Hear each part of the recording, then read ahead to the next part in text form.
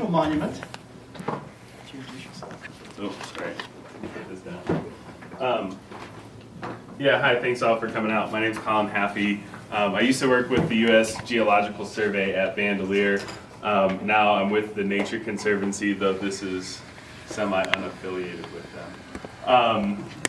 So thank you all very much for coming out again. Sorry for the technical difficulties. Normally in a presentation like this, we wouldn't actually need the screen and we could kind of go off of what we said, but this is one of those rare presentations that has very little text in it, and unfortunately all the things we were going to show you were pictures of art. And so I think what we'll do is we'll just go back and forth and describe them in vivid detail, and you guys can sit here and enjoy that. No, I'm just kidding. Just kidding. So one of the things that I really like about working in New Mexico is that a lot of people associate with art. So who here would consider themselves an amateur artist, a professional artist, somebody who does art in their spare time, anybody who puts fancy filters on Instagram posts? All right, well, great. Who here would consider themselves some sort of scientist? Yeah, so that's right. So citizen scientists, so anybody who's been out in the woods looking at things, thinking, oh, that's interesting, why does that happen this way? I think that you guys are all scientists. So who here had their hands up both times? Who's an artist and a scientist? Great, so we've got a few, that's awesome. I think that one of the really fun things about melding art and science is that you get to see a nice overlap of the two. You get to see that kind of creative nugget that starts out with making everybody, that's a core of both really good art and really good science, is that creativity, that thing, that intangible thing that makes people reach for the novelty. In New Mexico, a lot of hiking around, a lot of outdoor activities. Who spends a lot of time in the outdoors in their spare time? All right, who was here in 1999?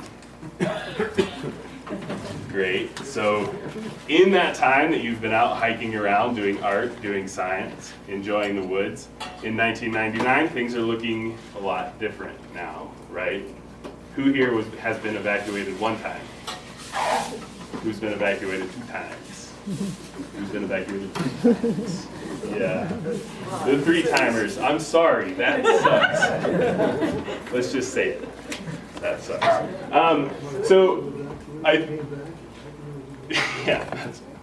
Yeah. At least you didn't unpack. When we, when we got evacuated, we were living over near Walnut School, and we came home to this. We were out canoeing, and came home to this giant plume of smoke. I mean, like, sort of an apocalyptic thing of smoke, and had no idea what to do. My wife and I, we both grew up in Iowa. There's not many like giant wildfires in Iowa. Nobody prepares you. You don't take a class, at Charles City High School of how do you, what to do when you get evacuated from. So we start like running through the list as everybody does, and it's like get this, get the dog, get this, and our roommate at the time comes running out the house with a giant thing of toilet paper and just like, I'm taking off. You guys can come with me. Okay, well, you're prepared. Yeah. So one thing, and then I'm going to let Jeremy talk. But one thing that I've been studying as a USGS researcher is sort of what comes back after these big massive fires, like Cerro Grande, like the Dome, like Las Conchas, like you can name a couple more in the area. And we're looking at the ecological recovery both from the high severity fire and from the floods. And so we're trying to look at the interaction between those disturbances. And as we're around talking to people in the community, we realize that that the impacts of these fires and the floods that come after go well beyond the sort of ecological impacts, and they come into the communities, they last, in town for a really long time. And so what we thought we could do is use art as a way to re-engage with a community that may be grieving quietly, or that may be looking for answers, to some sort of unanswerable questions, that may be walking around in the woods saying, what's going to come next? What is this place going to look like?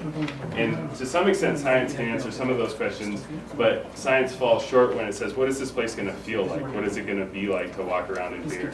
What are the sort of emotional responses and the things that I expect to see and feel? And that's where we really hoped to bring art into the conversation. And then the other great thing about bringing art into these kind of conversations is that art actually has an amazing ability to embrace complexity, where a lot of times in the sciences we start to think in very reductionist terms.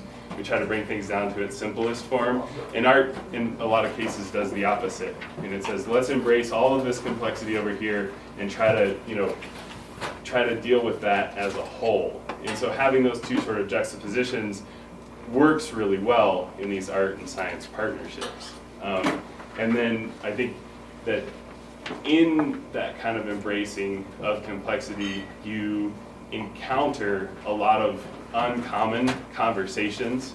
And so a lot of times you have conversations about when you start to talk about what are we going to do about these landscapes and what are we going to do about these areas that have burned, you end up talking to a lot of foresters, and you end up talking to a lot of hydrologists, soil scientists, wildlife biologists, and that kind of stuff. But art opens up a whole nother aspect of the community, where you can say, what should we do? How should we be trying to restore a sense of place into these